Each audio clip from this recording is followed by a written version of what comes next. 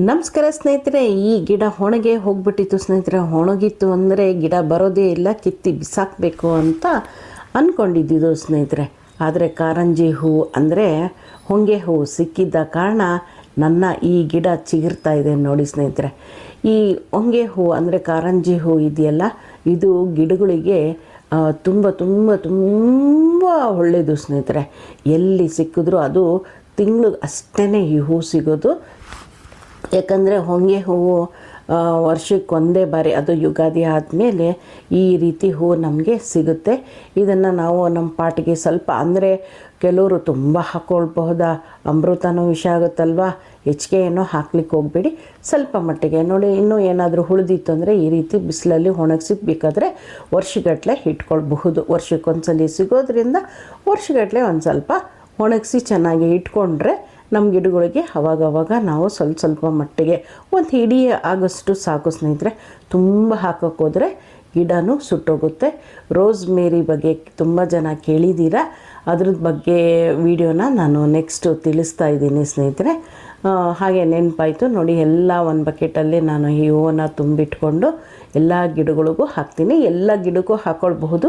ಇದೇ ಗಿಡಕ್ಕೆ ಹಾಕಬೇಕು, ಅದೇ ಗಿಡಕ್ಕೆ ಹಾಕಬೇಕು ಅನ್ನೋದೇನೂ ಇಲ್ಲ ಸ್ನೇಹಿತರೆ. ಎಲ್ಲ ಗಿಡಗಳಿಗೂ ಹಾಕ್ಬೋದು.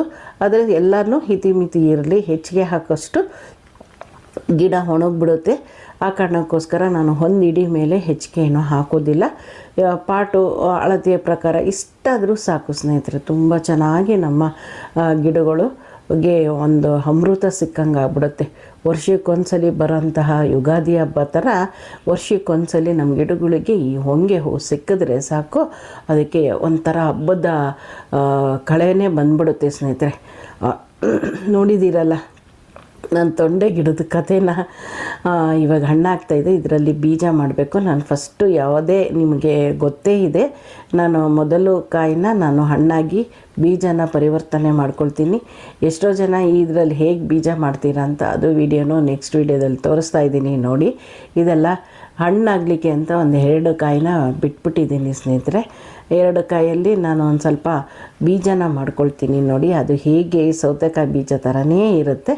ಆರಾಮಾಗಿ ನಾವು ತೊಂಡೆಕಾಯಿ ಬೀಜದಲ್ಲೂ ಮಾಡ್ಬೋದು, ಕಡ್ಡಿಯಲ್ಲೂ ನಾವು ಗಿಡಗಳನ್ನ ಮಾಡ್ಕೊಳ್ಬಹುದು. ನೀವೇ ತುಂಬ ವಿಡಿಯೋ ನೋಡಿದ್ದೀರಾ, ಏನಪ್ಪ ತೊಂಡೆ ಗಿಡದ ಕಥೆನೇ ಹೆಚ್ಚಿಗೆ ಆಗಿಬಿಟ್ಟಿತ್ತು ಅಂತ. ಯಾಕಂದರೆ ಅಷ್ಟು ಇದಾಗಿ ಬಂದಿರೋದನ್ನ ನಾನು ಇಷ್ಟು ಮಟ್ಟಿಗೆ ಮಾಡಿದ್ದೀನಿ ಅನ್ನೋದು ನನಗೆ ಒಂಥರ ಖುಷಿ. ರೋಸ್ ಮೇರಿ ಬಗ್ಗೆ ನಾನು ಖಂಡಿತವಾಗ್ಲೂ ನಿಮಗೆ ಮುಂದಿನ ವಿಡಿಯೋದಲ್ಲಿ ತಿಳಿಸ್ತೀನಿ, ಅದರದ್ದು ಮಾಹಿತಿನ ಕೊಡ್ತೀನಿ ಸ್ನೇಹಿತರೆ. ಹೊಂಗೆ ಹೂವು ನೋಡಿ ಇವಾಗ ಇಷ್ಟು ಎಲ್ಲ ಪಾಟಿಗೂ ರಾರಾಧಿಸ್ತಾ ಇದೆ. ಎಲ್ಲದಕ್ಕೂ ಒಂದೊಂದು ಇಡಿ ಅಷ್ಟೇ ಸ್ನೇಹಿತರೆ ಹಾಕೋದು. ನಾನೇನು ತುಂಬ ಹೆಚ್ಚಿಗೆ ಹಾಕೋದಿಲ್ಲ, ಯಾಕಂದರೆ ತುಂಬ ಹೆಚ್ಚಿಗೆ ಹಾಕಿದ್ರೆ ಹಬೆಗೆ ಗಿಡಗಳು ಒಣಗೋ ಚಾನ್ಸಸ್ಸು ಇರುತ್ತೆ. ಕಾರಂಜಿ ಹೂ ಇದೆಯಲ್ಲ, ಅದು ಅಮೃತ ಥರ. ಹಾಗಾಗಿ ಅದನ್ನು ನಾವು ಸ್ವಲ್ಪ ಸ್ವಲ್ಪ ಮಟ್ಟಿಗೆ ಮಾತ್ರ ಹಾಕಬೇಕು. ಆಮೇಲೆ ಒಂದೊಂದು ಇಡಿ, ವರ್ಷಕ್ಕೆ ಒಂದು ಇಡಿ ಆದರೂ ಸಾಕು, ಅದ್ಭುತವಾಗಿ ಗೊಬ್ಬರ ಆಗುತ್ತೆ. ಅದ್ಭುತವಾಗಿ ನಮಗೆ ಒಣಗೋಗೋ ಅಂಥ ಕಡ್ಡಿ ಸಹ ಚಿಗುರಿ ಈ ರೀತಿ ನೋಡಿ. ನಿಜ ಈ ಗಿಡ ಹೋಗೇ ಬಿಡ್ತು ಅಂದ್ಕೊಂಬಿಟ್ಟಿದೆ ಸ್ನೇಹಿತರೆ, ಮತ್ತೆ ಸಿಗಲ್ಲ ಅನ್ನೋದು ನೋಡಿ ಚಿಗುರ್ತಾ ಇದೆ. ಹೊಂಗೆ ಹೂವಿನ ಈ ಅದ್ಭುತ ಚಮತ್ಕಾರ ಅಂತ ಹೇಳಬಲ್ಲೆ ನೋಡಿ. ಇದಕ್ಕೆ ಒಂದು ಸ್ವಲ್ಪ ಕಬ್ಬಿಣನೂ ಇಟ್ಕೊಂಡಿದ್ದೀನಿ, ಯಾಕಂದರೆ ಗಿಡಗಳಿಗೆ ಕಬ್ಬಿಣಾಂಶನೂ ಅವಶ್ಯಕತೆ ಇದೆ ಅಂದ್ಬಿಟ್ಟು.